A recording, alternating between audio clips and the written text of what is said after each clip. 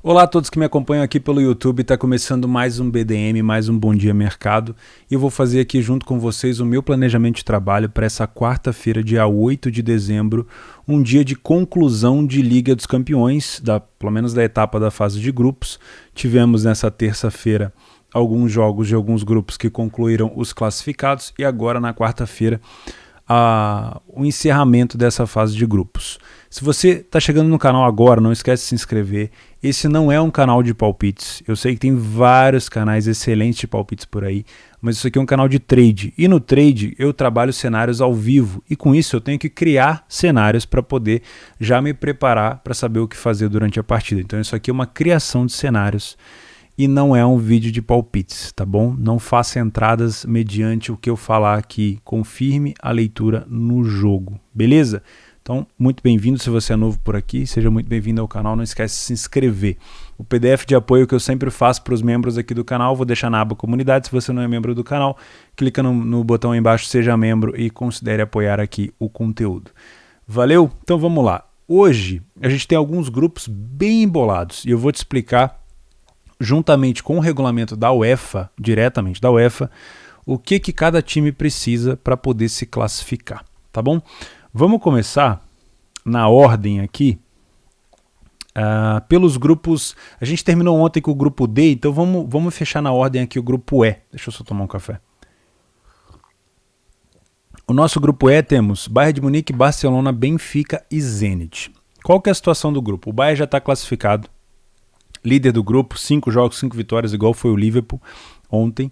E nós temos uma disputa entre Barcelona e Benfica para saber quem fica com a segunda colocação e quem vai para a Europa League. O Dinamo de Kiev não tem chance nenhuma de classificação, tá bom? Então é o seguinte, o Bayern joga em casa contra o Benfica. Muita gente vai pensar, não, mas o Bayern vai tirar o pé, porque o Bayern já está classificado, vai rodar o elenco. Provavelmente alguns jogadores do Bayern sim não vão jogar, pelo que eu estou vendo aqui. O zagueiro Upamecano provavelmente não deve jogar. O lateral, o Davis, também não deve jogar. E o Kimmich segue fora. Com isso, a gente deve ter aqui o Marc Roca, tá? Porém, mesmo com esse time mais ou menos misto, é um time muito forte do Bayern, tá? O Barcelona precisa vencer o time do Bayern de Munique. Porque se ele empatar e o Benfica vencer o Kiev na Luz, lá em Portugal, e é bem provável que isso aconteça, não é certeza, mas é bem provável, o Barcelona, se não vencer o Bayern, estará eliminado. Isso é uma situação que faz com que o Barcelona tenha uma motivação muito grande para ir para cima do Bayern. E um time indo para cima do Bayern em Munique, na Alemanha, costuma ser um pouco complicado para o adversário. Então o Bayern provavelmente vai ter muito espaço aqui. Além disso, eu acabei de ver uma entrevista do Lewandowski, que ele falou que ficou muito chateado por não ter levado a bola de ouro, o Ballon d'Or. O Messi acabou sendo premiado. Falou que isso, o afetou emocionalmente. E eu tenho plena certeza de que o Lewandowski e o Bayern de Munique vão acabar descontando isso nos próximos jogos, tá? É o seguinte, com uma odd de 1,60, a gente tem dois cenários muito claros aqui. O primeiro é o mercado de gols, porque o Barcelona precisa ir para cima desesperadamente e o Barcelona ainda não tem um elenco capaz, na minha opinião, de bater no Bayern. Ele pode sair na frente, mas é bem provável que ele dê espaço e acabe cedendo espaço para o Bayern de Munique marcar.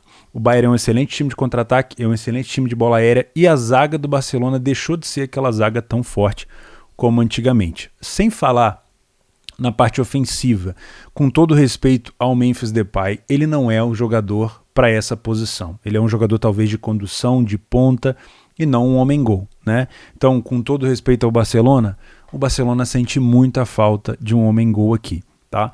Na minha opinião, o primeiro cenário é um jogo para gols, eu já vou marcar aqui no nosso planejamento, Bayern contra Barcelona. E o segundo cenário, se me der leitura, é um back Bayern, tá? Porque eu posso ter um Barcelona entrando sim no início, talvez nos primeiros 15 minutos, com muita intensidade, mas cara, dependendo da situação, esse combustível na marcação vai acabar reduzindo e a gente vai ter um Bayern jogando o Barcelona para trás. É óbvio, se o Bayern de Munique sair atrás, não é o fim do mundo. Tá? O Bayern de Munique provavelmente vai atrás desse resultado aqui. E tem uma coisa que eu falei ontem no jogo do Liverpool, que eu repito aqui. Se o Bayern de Munique tem condição de eliminar uma equipe grande de camisa como o Barcelona na fase de grupos, ele vai fazer. Ele não vai deixar um Barcelona crescer ao longo da temporada, do campeonato, para ter que enfrentar esse Barcelona. Por mais que o time do Barcelona não seja assim tão forte, numas oitavas de final, numas quartas de final ou até numa semifinal. Então, se ele puder matar o Barça, é um adversário direto, ele vai fazê-lo agora, tá? Na minha opinião, o Bayern de Munique é muito favorito para vencer esse jogo. No outro jogo, entre Benfica e Dinamo de Kiev, o primeiro jogo entre eles foi 0-0, lá na Ucrânia. O Dinamo de Kiev chegou a marcar no finalzinho, depois dos 90, o juiz anulou. Poderia ter mudado completamente o cenário. O Benfica acabou empatando com o Barcelona no Camp Nou, com aquele gol perdido do Seferovic, que é uma coisa absurda. E o Benfica tem a faca e o queijo na mão para se classificar, porque é muito difícil que o Barcelona vença o Bayern, né? Mas mesmo que o Barcelona vença o Bayern, o Benfica tem que cumprir o papel dele, porque o jogo vai acontecer no mesmo momento e ele não vai saber disso. Então, na minha opinião, qualquer resultado aqui que não seja uma vitória do Benfica, com todo o respeito, é um vexame, é uma vergonha, porque nós temos um time do Benfica muito superior ao Kiev. O Kiev só marcou um gol em 5 jogos, não conseguiu vencer nenhuma partida, não conseguiu... acho que empatou uma partida em casa, que foi esse primeiro jogo contra o Benfica, o restante perdeu todos, conseguiu perder para o Barcelona fora e dentro, esse time ruim do Barça, tomou goleada para o Bayern de Munique, se eu não me engano, 2 vezes. Então, com todo respeito, esse jogo é um jogo para o Benfica ir buscar a vitória. E como eu imagino que isso deve acontecer, eu imagino um cenário onde o Benfica entra com uma intensidade muito forte no início. O jogo do Benfica contra o Sporting, no meio da semana, que foi o derby, foi um jogo muito abaixo do Benfica, muito abaixo. O Jorge Jesus está sendo muito cobrado, demais. O Sporting deu um baile na questão tática. Talvez o Jorge Jesus tenha tentado inventar algumas coisas que eu particularmente não entendi. Mas esse jogo aqui, como é um jogo de decisão, eu acredito que o Benfica vai colocar uma intensidade absurda aqui. E com isso, eu venho para o início desse jogo para tentar buscar um back ao Benfica, se essa intensidade se confirmar. Qual que é a coisa que vem a favor do Benfica? Primeiro é o Bayern jogando com o Barça. A gente sabe que o Bayern de Munique, mesmo que não queira vencer, se ele empatar já é o suficiente para o Benfica. Segundo, é que o Kiev não tem nenhuma ambição na competição. Então a gente tem um Kiev jogando, podendo até rodar o elenco. Claro, se bobear, recebe até uma malinha branca ali do Barcelona. Mas é bem provável que tenha muita dificuldade contra o Benfica. O Benfica dentro de casa tem uma vitória e uma derrota, marcou 3 gols e sofreu 4. O Dinamo de Kiev fora de casa perdeu os 2 jogos, não fez nenhum gol e tomou 6. Então isso corrobora talvez essa opinião de tentar buscar um back Benfica. Óbvio, se esse jogo for para gols, deve ser para o lado do Benfica. Benfica marca o primeiro, o Kiev talvez se exponha e possa até chegar a um placar ampliado. Mas a minha ideia aqui é tentar buscar inicialmente um back Benfica no início do jogo. Essa é a situação do grupo E, beleza? Vamos agora para o grupo do Manchester United, que é o grupo F. O United está classificado em primeiro lugar do grupo, não pode perder essa primeira colocação, afinal de contas ele tem confronto direto, a vantagem no confronto direto contra o Villarreal. Ele venceu o Villarreal na Inglaterra por 2-1, foi até um placar contestável, porque o Villarreal produziu bastante para poder vencer ou empatar aquele jogo, e depois venceu o Villarreal na Espanha com uma falha de zagueiro, né? O gol do Cristiano Ronaldo, e depois teve um gol no final que ampliou o resultado. Então o United já está classificado em primeiro. Esse jogo aqui, então, indica uma não necessidade do United. Qual que é o fator United aqui? Cristiano Ronaldo. Cristiano Ronaldo, a gente costuma dizer que é Cristiano Ronaldo Champions League, né? É um cara artilheiro da competição. Sinceramente, é um cara que gosta muito desse tipo de torneio e vai em busca, se tiver a oportunidade de fazer 1, 2, 3 gols aqui, ele vai para cima. O Young Boys, essa é a única necessidade do United, tá? Porque ele já está classificado em primeiro. Não muda nada. Ele vai conseguir decidir em casa nas oitavas. O Young Boys, ele precisa vencer o jogo contra o United e torcer para uma derrota da Atalanta. Assim ele chegaria a 7 pontos. E a Atalanta, que tem vantagem no confronto direto contra o Young Boys, ficaria com 6 e ele iria para a Europa League. Então a chance do Young Boys aqui é somente ir para a Europa League. Engraçado que o Young Boys começou de forma assim muito forte a fase de grupos, vencendo o próprio United na Suíça, só que aí foi fazer corpo mole contra a Atalanta na Itália, tentando buscar ali um empate, acabou perdendo no final, tomou uma coça do Villarreal dentro de casa, perdeu fora e aí acabou tendo essa situação de só poder ir para a Europa League. O que eu vejo para esse jogo? Sinceramente, eu vou pular esse jogo, porque eu tenho uma necessidade mais pro lado do Young Boys do que pro United, e o único fator que eu consigo enxergar de fora aqui seria um fator Cristiano Ronaldo. Pode me dar leitura para back? Pode. O United em casa provavelmente não vai repetir o jogo tão ruim que fez lá contra o Young Boys. Mas será que vale a pena se debruçar com tanta intensidade nesse jogo, tendo 1, 2, 3, 4, 5, 6 jogos ao mesmo tempo às 17 horas? Para mim, como trader, não vale a pena. Então eu acredito que o United deve vencer esse jogo. Se você for trabalhar esse jogo, eu acredito que você pode buscar aqui um back ao Manchester United. Mas eu provavelmente, não vou dizer que não, porque às vezes os outros jogos vão estar bem ruins, mas provavelmente não devo fazer esse jogo aqui, não devo observar, tá bom? Mas eu acredito numa vitória do United sim. O outro jogo do grupo é Atalanta e Villarreal. Esse aqui sim é um jogo extremamente importante, afinal de contas, o primeiro jogo entre eles, se eu não estou enganado, foi 2-2 lá na Espanha, né? E nós temos um confronto agora decidindo a segunda colocação do grupo. O Villarreal bateu no Young Boys fora de casa, perdeu para o United fora de casa, ganhou do Young Boys, se eu não estou enganado, dentro do seu estádio na Espanha, e agora tem o jogo da volta contra a Atalanta. A Atalanta perdeu para o United fora, empatou com o Villarreal, empatou com o Young Boys fora, mas venceu o Young Boys em casa e quase que venceu o United dentro de casa com aquele gol do Cristiano Ronaldo, ficou 2-2. Então nós temos uma Atalanta que, particularmente, eu acompanho muito o futebol italiano, teve uma melhora significativa desde aquele primeiro confronto entre eles, que foi 2-2.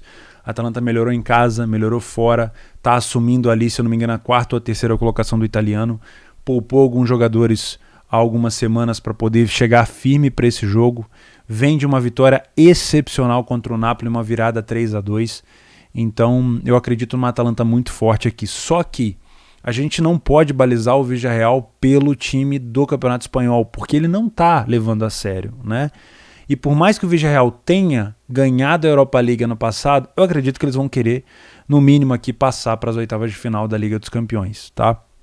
Na minha opinião, é um jogo para gols, tá? A gente tem o Atalanta marcando 10 gols, sofrendo 10 gols na competição, uma média de 2 gols por jogo, tanto feito quanto sofrido, e o Villarreal marcou em média quase 2 gols por jogo e sofreu uma média quase de que 1,5 gols por jogo. Eu acredito sim num jogo para gols, afinal de contas, uma equipe abrindo o placar, ela vai dar espaço, ela vai criar uma necessidade do adversário ir para cima. Se a Villarreal abrir o placar, a Atalanta tem que virar, se a Atalanta abrir o placar, o Villarreal tem que virar, e o time que se expõe, obviamente, dá espaços, e a Atalanta, particularmente, é um time muito bom para aproveitar esses espaços. Então, para esse jogo, no início, eu venho para trabalhar Atalanta e Villarreal. Se você é um cara mais contido e vai muito nessa questão da leitura pós-gol, né? Eu particularmente não tenho problema nenhum de entrar num longa exposição aqui antes do primeiro gol, mas se você for um cara mais atento, você pode esperar o primeiro gol acontecer, principalmente se ele for no primeiro tempo, e verificar se a equipe que marcou não está completamente recuada. Porque se isso acontecer, se uma Atalanta faz o primeiro gol, apesar de eu não acreditar nisso, se uma Atalanta faz o primeiro gol e recua e não aproveita os contra-ataques, esse jogo passa a não ser um bom jogo para gols. E eu espero muito mais isso do Villarreal do que da Atalanta, tá? Porque apesar do Villarreal ter um bom contra-ataque, a situação do Villarreal chegando aqui nesse jogo, precisando da vitória e se tratando de um time bem copeiro, pode ser que eles façam um placar e reduzam o ritmo. Então se você for um cara mais contido, provavelmente isso vai ser um cenário bacana para você esperar o primeiro gol, tá bom? Agora vamos falar do outro grupo, que é o grupo praticamente chamado de grupo de Europa League, né? Que é Sevilha, Red Bull Salzburg, Lille e Wolfsburg. É um grupo bem aleatório, né? Um grupo como é que eu vou dizer? Um grupo que não está acostumado a se enfrentar em Liga dos Campeões, né? E como a gente tem um grupo muito parelho, atenção, todos os times desse grupo têm chance de terminar em primeiro. E todos os times desse grupo têm chance de não se classificar, pelo que eu entendi. Vamos consultar a dona UEFA aqui. Eu estou com o site da UEFA aberto, deixa eu ver se eu consigo colocar aqui com vocês. Ó. Grupo G, tá? A gente primeiro tem que dar uma olhada no confronto. Os confrontos são: o Salzburg pega o Sevilha na Áustria, tá? E o Wolfsburg recebe o Lille na Alemanha, ok? De cotação a gente tem o Wolfsburg com uma odd de 2,20, mercado precificando um favoritismo para o Wolfsburg, e o Salzburg tem uma cotação de 3, não é favorito dentro de casa contra o Sevilha, tá? O Sevilha que fora de casa venceu 0 jogos, empatou 2, fez 1 gol e tomou 1 gol. E dentro de casa o Salzburg tem 2 jogos e 2 vitórias. E o Salzburg não é favorito em casa. É estranho. Mas vamos consultar aqui a dona UEFA, tá? O Lille, qual que é a situação do Lille que enfrenta o Wolfsburg na Alemanha? Se classifica, aqui está em português de Portugal, se classifica se evitar a derrota. Ou seja, se empatar ou vencer, está classificado o Lille. Isso aqui é só para classificação, tá? Termina em primeiro se vencer ou se empatar e o Salzburg não vencer. Então o Lille pode terminar em primeiro até se empatar, mas o Salzburg não pode vencer o Sevilha. A situação do Salzburg segue em frente se não perder, de novo, se evitar a derrota. Ou seja, Lille e Salzburg jogam pelo empate, já deu para entender aqui.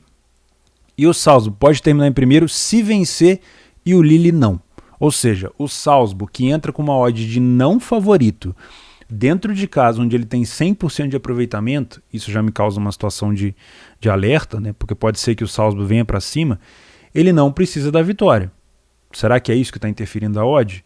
Ele não precisa da vitória, mas ele termina em primeiro somente se vencer e o Lille, que visita o Wolfsburg, não vencer. Agora vamos para a situação de Sevilha e Wolfsburg, que estão ali na parte de baixo. O Sevilha passa de fase se vencer, ou seja, o Sevilha vem com uma cotação de 2 e pouco, fora de casa, na Áustria, precisando da vitória. O empate não adianta, tá? E termina em primeiro se vencer o time do Salzburg e o Lille perder para o Wolfsburg. Olha só, o Sevilha também pode passar em primeiro. E o Wolfsburg, que joga na Alemanha com uma odd de favorito, vai se classificar apenas com a vitória. É outro que precisa vencer. Lille e Salzburg podem empatar. Sevilha e Wolfsburg tem que vencer. E pode terminar em primeiro também, se ganhar e o outro jogo entre Sevilha e Salzburg ficar empatado. Olha que sururu que tá isso daqui, hein? Pelo amor de Deus. É um grupo, vou ser sincero com vocês, é um grupo que desde o início eu evitei trabalhar. Se eu fiz um jogo, foi entre Salzburg e Wolfsburg, o jogo de ida na Áustria. E o primeiro jogo entre Salzburg e Sevilha, o jogo de ida na Espanha, que se eu não me engano ficou 1-1, isso mesmo, foi uma quantidade de pênalti absurda. Acho que foram 4 pênaltis, 2 perdidos e 2 convertidos. Mas eu realmente não tenho feito muito esse grupo. Então assim, são equipes que eu não costumo acompanhar tanto. O Wolfsburg talvez seja a equipe que eu mais acompanho na Alemanha. Desde o primeiro jogo que enfrentou o Salzburg fora, ele mudou muito, mudou o treinador, Van Bommel saiu, o Wolfsburg deu uma melhorada no campeonato alemão, agora voltou a cair de novo. Mas é um grupo que chega todo mundo com chance. E aí você olha para os 2 primeiros, Salzburg e Lille não precisam da vitória para poder se classificar, basta um empate. Né? Mas aí você jogar por um empate no último jogo decisivo é arriscado demais, né? E Sevilha e Wolfsburg precisam da vitória, então são 2 times que vão para cima. Só que para terminar em primeiro, o Sevilha e o Wolfsburg precisam vencer e torcer por outro adversário, e Salzburg e Lille também precisam vencer, ou seja, no resumo da ópera, todo mundo precisa vencer se quiser a primeira colocação. Passar em segundo não é ruim, mas você não decide em casa. Tá? Então é o seguinte, eu estou muito mais para pular esses jogos aqui do que propriamente para fazer alguma coisa, para ser bem sincero com vocês. Mas vamos escolher um deles aqui. Ó. O que me chama a atenção é a possibilidade do Salzburg passar em primeiro, mesmo podendo empatar para classificar, mas se vencer passa em primeiro, e essa cotação tão baixa do Sevilha. Eu entendo que o Sevilha é um time cascudo, é um time copeiro, mas o Salzburg tem 100% de aproveitamento dentro de casa. E o Sevilha não venceu nenhuma ainda fora de casa. Por que essa cotação do Sevilha está tão baixa? Entende? O que vai fazer com que essa cotação do Sevilha corrija? Essa cotação do Sevilha só vai corrigir, e a gente tem aqui uma aba de possível correção de preço. Ela só vai corrigir se o Salzburg mostrar para mim e mostrar para todos nós se a ideia dele for realmente jogar pelo empate ou jogar no contra-ataque. A partir do momento que o Sevilha domina a bola, coloca a bola no chão e fica recuperando essa segunda bola, aí esquece correção do Sevilha, porque a odd já vai começar próxima de 2,30, 2,40. Não tem porquê. As cotações nesse patamar, elas só corrigem quando o mercado toma um susto muito grande. Ou seja, o Sevilha vem jantando o Salzburg no início, aí a cotação do Salzburg sobe, a do Sevilha desce. Ou o contrário, o Salzburg emplaca ali uns 4, 5 contra-ataques com situações de escanteio, que eles são bons na bola aérea, e aí a odd do Sevilha tem que corrigir. Fora disso, me parece um jogo pegadinha. Me parece um jogo que qualquer um dos dois times podem criar situação de gol e você pode estar exposto no match odds e acabar tomando um gol contra a posição. Por isso que eu prefiro evitar. O outro jogo eu tenho menos conhecimento ainda, porque eu não sei o que o Wolfsburg vai fazer. Ele precisa vencer, mas ele vai vencer com que cenário? Ele vai jogar no contra-ataque? Ele vai querer propor jogo? O que o Lille vai fazer? O Lille vai optar só pela classificação, empatando o jogo? Ou ele vai querer vencer o jogo para ficar em primeiro? É outro jogo que tem muita dificuldade. E todos os dois jogos são às 5 horas. E qual que é o problema? Às 5 horas eu vou ter Atalanta e Vila Real, Manchester United e Young Boys, Benfica e Dinamo de Kiev, Bayern de Munique e Barcelona. Para eu me posicionar num mercado, por exemplo, um mercado parelho aqui, não leia a pior equipe em campo, né, descobri que o Lille está pior e tô contra o Lille. Para eu me posicionar aqui, eu teria que direcionar quase toda a minha atenção para cá.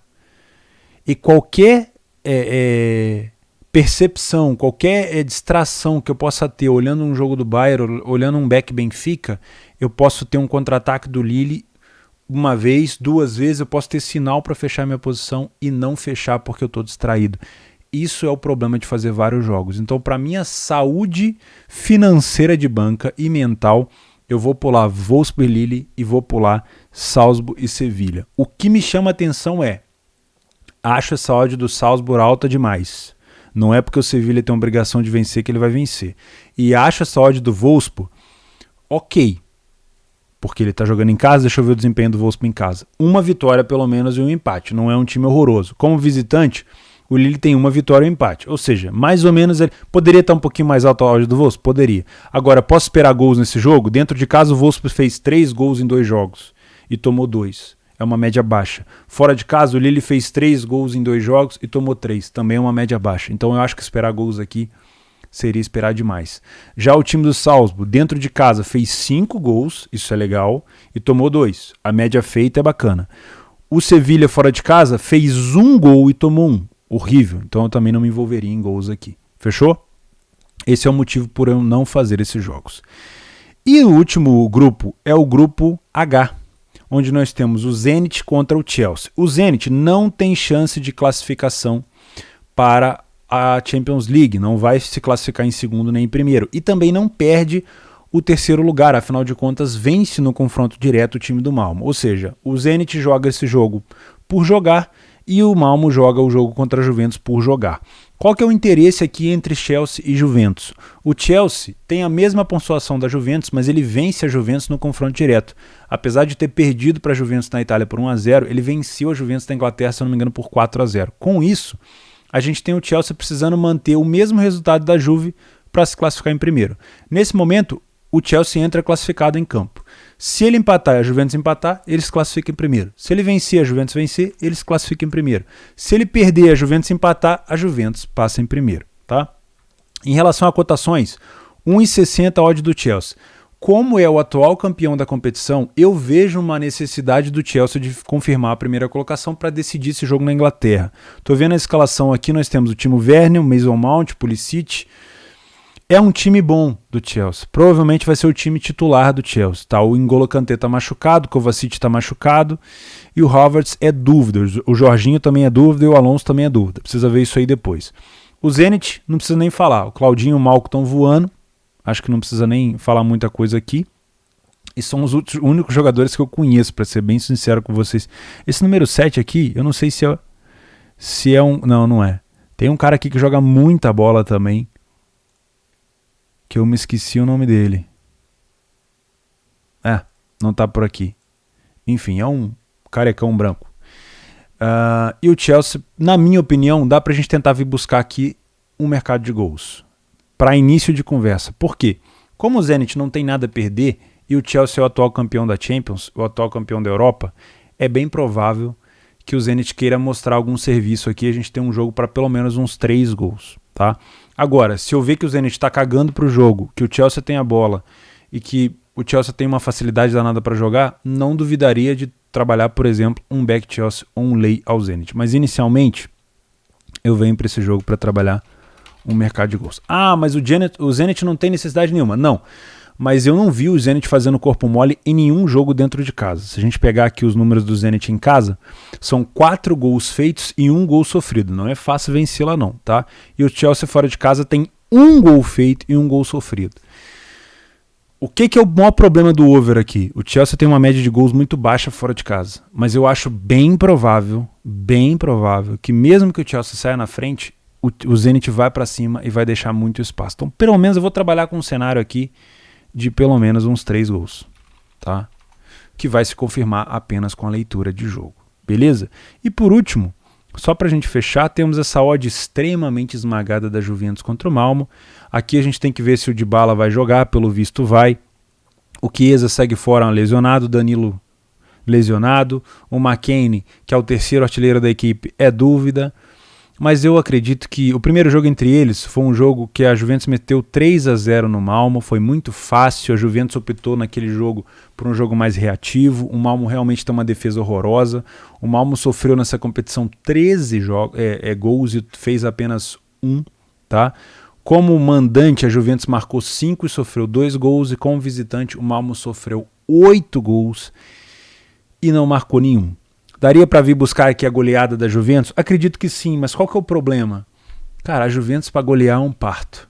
É um parto. Se você assistiu o último jogo da Juve no italiano contra o Genoa, você viu que é difícil. Foi 2-0 ali chorado.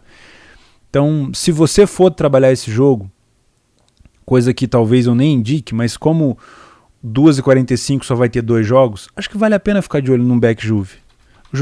O Malmo deve levar um time completamente alternativo. O Malmo tá de ressaca, foi campeão lá do campeonato deles. Se bobearem, vem até ainda, né? Cheio de álcool no sangue.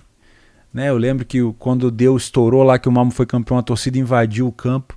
E a Juventus é bem provável que confirme aqui o favoritismo. Se você não trabalhar de baixo, não tem problema, fica de fora. Mas se a Juventus apresentar um padrão de back, eu vou estar por ali, tá bom?